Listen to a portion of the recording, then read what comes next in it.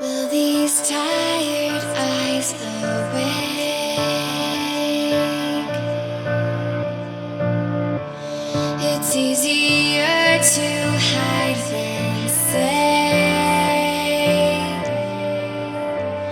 I have made mistakes, and I can't go back this time.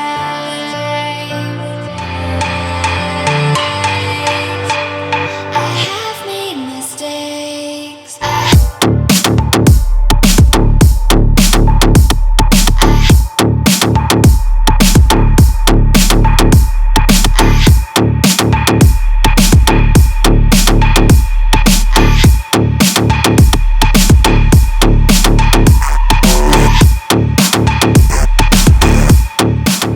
Today, ladies and gentlemen, we are in a 2008 Shelby GT500. It has 705 wheel horsepower and 686 foot-pounds of torque, and that was on a hot day on the dyno. So we really don't know what the real power figures are, but it's 700 horsepower, so it's no slouch. Instead of the regular blower that comes with the car, this is a TVS 2.3 liter blower, so that really wakes it up even more.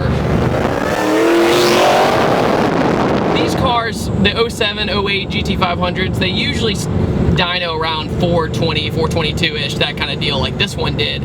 But then it went above 500 with some bolt-ons and a few other things. But then when you added the ported blower, that was the big major difference. Along with that, it has pretty much every bolt-on imaginable.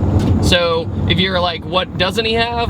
It's pretty much everything. The car's also got a 2.5-inch pulley and a ridiculous exhaust note. It's got JBA long tube headers and a JBA off-road X-pipe along with some Borla mufflers. So everything is a beautiful symphony as you drive down the road. These Shelbys, for some reason, when you first glance at them, when you look at the interior, you're like, that seems like kind of a ripoff because it looks almost exactly the same as, say, a GT's interior from this generation. But once you finally sit in one, it's the little tiny subtle differences that really make a difference. The steering wheel is leather wrapped. It has a bunch of little trim pieces and of course the Caro Shelby sign badge.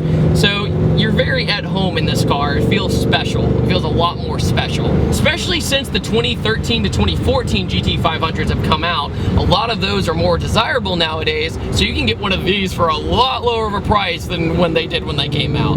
Do I think they were overpriced when they first came out? Absolutely. But now, if you want a car with pretty outrageous power with little to do things, this is definitely something to look at. Those of you who don't know, I recently drove a 2007 GT500 with basic bolt-ons, and this one already, as soon as I hopped in it, feels 10 times faster. Another big difference is that it has 410 gears in the car, so the acceleration is almost instantaneous and very vicious, while the normal gear ratio, it's really long. I'm talking almost too long. So you're just going and going and going and going. You're like, am I ever going to shift? And even though you are going pretty fast in it, it doesn't feel that fast. You're like, this is a Shelby GT500, and yet I'm not scared at all. But this one, you do a second gear pull-in, and it's pretty fantastic. The car does have some lower control arms, so it's more, I guess you could say, controllable under acceleration, and a panhard bar. Along with that, it has Eibach lowering springs. So the stance of this car with the black on black is extremely vicious, and you don't really see the ones with the grayish stripes that much anymore, or at all, really. And as soon as he pulled into my neighborhood, I was like, oh, this is gonna be a good day. So let's see, let's just do a little bit of a pull in it, and go. Holy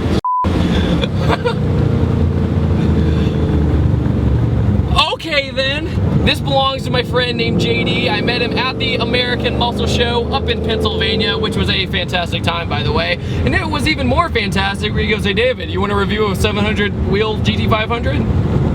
Why, of course I do. So I know a lot of you are probably saying, oh David, it's just another Mustang, because you know so many Mustang owners. Well, here's the thing. JD has owned pretty much just about everything. He's had an STI, an Evo, a Turbo Civic or Honda. He's had everything. And he got a GT500 because the opportunity was there and he wanted to make big power. What I'm saying is his STI was fully built. I mean, everything done, pistons and everything. Completely built bottom end, what have you. But he had trouble making this much power, and then he put bolt-ons on this car, and then bam, horsepower. He's from Front Royal and drove all the way down here to let me drive his car. And I can't wait to do more.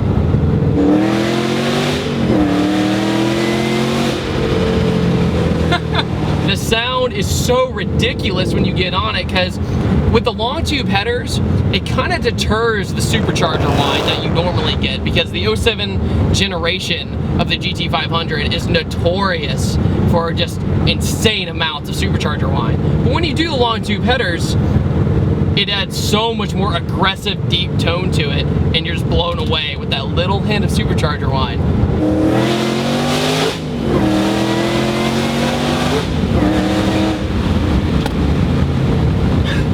Well, that was fun. One thing is about these older cars though, from Ford, is that their handling is not as good as the newer cars, but what are you gonna do? But when you drive one of these Shelbys, the last thing you really think about is handling. You're in it to go fast.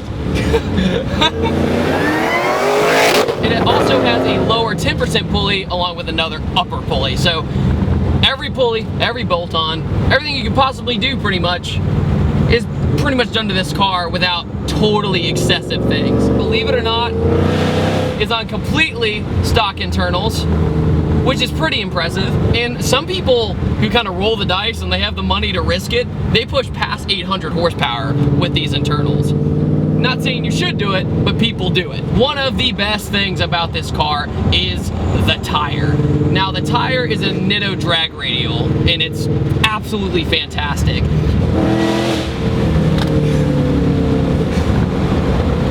Miles per gallon. What this car really reminds me of is the 0304 Terminator I just reviewed. It sounds bonkers because it is bonkers. And you just, every time we do a pull, you're just like, did I just do that? You just can't get over how dramatic it is.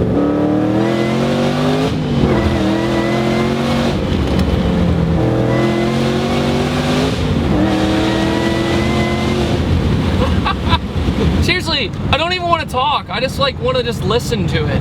It's so ridiculous. When you get on this car, it might be hard to look at it, but when you get on it, it is instantaneous and it never stops. It's not like a lot of supercharged cars where you hit your torque, you hit your horsepower, and it stops and it peaks. But with this car, it just keeps pulling. You're like, is it ever gonna stop? And by the time you say that, you've already hit the top of the tack, which this car revs out to 6,400 RPM. And it's easy to bang off the rev limiter because of the 410 gears, because it's so intense. You just can't even describe it. The car is a 6-speed. It's one of the only 6-speeds of the time that Ford made, and it really showed that it was time for Ford to move on to make 6 speeds.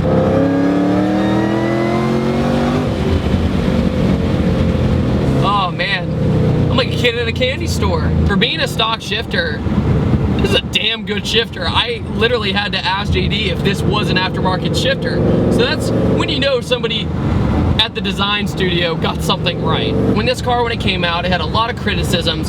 It's too heavy, it's too big, it doesn't handle well, which they're kind of right. But they fixed that later. It's okay. The point of the story is, it's still an enjoyable car. They are a little bit of a dud when you first get it in comparison to, say, a new Coyote. Now, I know the clutch is a little tricky when you first get in the car. As you can see, I just kind of screwed up again. The clutch in this car is a McLeod RXT. Now, it's able to handle up to 1,000 horsepower. So JD was like, you know what, if I'm gonna replace the clutch, I might as well just do it once. So in case I ever wanna go even bigger one day or whatever. And so it makes it kind of difficult to get going at first, but once you get going, third and fourth gear are very easy, and over time, just like every other stick car, it's just with practice. And now that I've driven it for about 30 minutes, it's easy, it's fine. I feel like every time you just want to scare somebody away who's tailgating you, you're just like, I mean, look at this, guys. I go right into third and go! And then you slow down. And you're like, that was the most relaxing thing I've ever done in my life. Blah! The saying that I kind of have with high horsepower cars is, once you hit 700 horsepower, your world changes. is. The reason I say that is you go from, say, 400, you're like, okay, it feels pretty quick. You get to 5, you're like, okay, we're moving. You get to 600, you're like, okay, now we're really moving. This is a fast car. Then you get to 7, and then just, wow.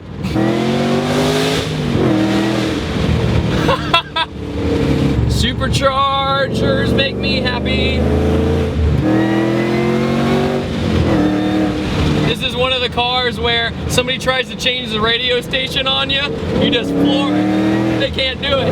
It's my radio. It's mine.